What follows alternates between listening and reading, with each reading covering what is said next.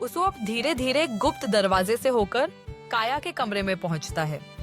वो काया को जन्मदिन का छोटा सा तोहफा देता है, फिर हमेशा की तरह अपनी कहानियां सुनाना शुरू कर देता है। काया मुस्कुराने ही वाली होती है कि अचानक जोर से खांसने लगती है। उसोप घबरा जाता है, जल्दी से उसे एक खास हर्बल चाय पिलाता है। धीरे धीरे काया शांत होती है। वो हल्की आवाज में कहती है, जब से मम्मी पापा इस दुनिया से गए हैं तुम ही हो, जिसकी कहानियां सुनकर मुझे सुकून मिलता है। उसोप कुछ कहने ही वाला था कि सीन बदलता है।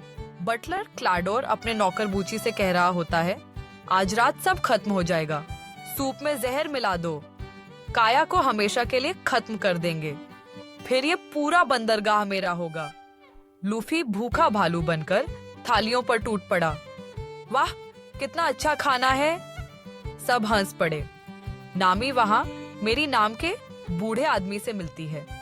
मेरी बताता है, बरसों से मैं इस परिवार का खजांची और सलाहकार रहा हूँ। काया के पिता पर जान तक लुटा देता। उनके जाने के बाद भी कारोबार मैंने ही संभाला है। उसी समय खूबसूरत ड्रेस में काया आती है। मेरी उसे देखकर भावुक हो जाता है, लेकिन जोरो चुपचाप क्लाडोर को देखने लगता है। उसकी भौं सिकुड़ जाती है। ये आदमी मुझे कहीं देखा सा क्यों लग रहा है। क्लाडोर मुस्कुरा देता है और माहौल बदलने के लिए सबको खाने पर बैठा देता है। काया के सामने वही जहरीला सूप रखा जाता है। वो हाथ भी नहीं लगाना चाहती थी, लेकिन क्लाडोर जिद करता है। इसी बीच लूफी अचानक उछलकर कहता है, काया, क्या पूरा ये बंदरगाह तुम्हारा है?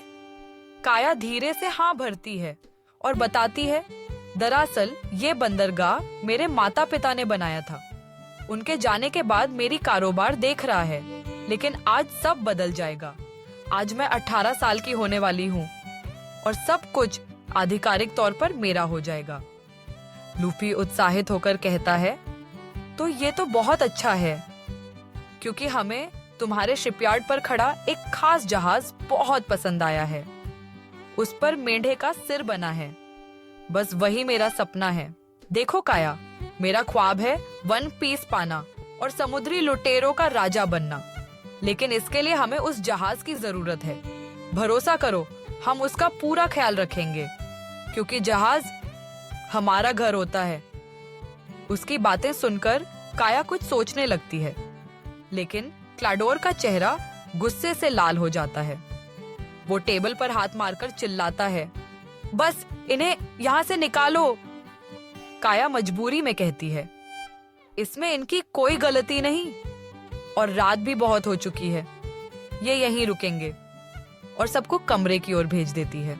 नीचे बेसमेंट में क्लाडोर मेरी से मिलता है। मेरी गुस्से में कहता है, मुझे काया से मिलने दो। जहाज बनाने का पूरा कारोबार अचानक तुम्हारे नाम करना गलत है। क्लाडोर ठंडी हंसी हंसकर जवाब देता है, बरसों से कारोबार मैंने ही संभाला है। अब अगर काया मुझे सब सौंप रही है तो इसमें गलत क्या है? मेरी डटकर कहता है, नहीं, मैं ये बात उसके मुंह से सुनूंगा, और याद रखना, मैं किसी को उसका फायदा नहीं उठाने दूंगा। इतना बोलकर वो जाने ही वाला था कि अचानक स्विश, क्लाडोर उसके सामने आ खड़ा होता है। मेरी डरते डरते पूछता है, तुम ये कैसे कर सकते हो? अचानक क्लाडोर की उंगलियों से लंबी लंबी तलवारें निकल आती हैं और अगले ही पल मेरी चीख के साथ जमीन पर गिरता है। अब सच्चाई सामने आती है, क्लाडोर कोई साधारण बटलर नहीं था। वह असल में समुद्री लुटेरा कुरो था। ऊपर कमरे में लूफी और जोरो को नींद नहीं आ रही थी। लूफी को भूख लगी थी, चलो किचन चलते हैं, और जोरो को चाहिए थी वाइन, तो वो भी साथ हो लिया। किचन में देखते हैं उसोप अकेले निशानेबाजी की प्रैक्टिस कर रहा है। उसोप धीरे से पूछता है, लूफी, क्या तुम सच में वन पीस ढूंढने जा रहे हो? लूफी मुस्कुरा देता है, हाँ, और मैं तब तक नहीं रुकूंगा जब तक लुटेरों का राजा नहीं बन जाता। उसोप की आंखें चमकती हैं। मैं भी तुम्हारे साथ जाना चाहता हूँ, लेकिन काया को मेरी जरूरत है। ये कहकर वो फिर से प्रैक्टिस करने लगता है। लूफी उसकी लगन देखकर मुस्कुरा देता है। वाह, कितना जज्बा है इसमें। उसोप आगे बताता है, मेरे पापा भी समुद्री लुटेरे थे। उनका नाम था यासोप।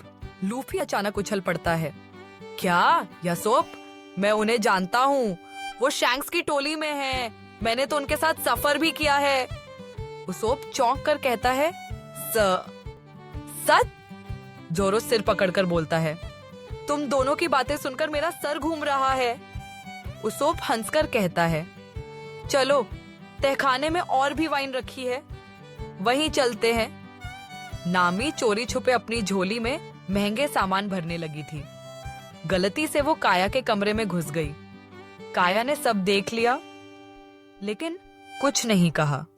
धीरे से मुस्कुराती है और कहती है, बैठो ना, हम थोड़ा बातें करते हैं। नामी हैरान रह जाती है।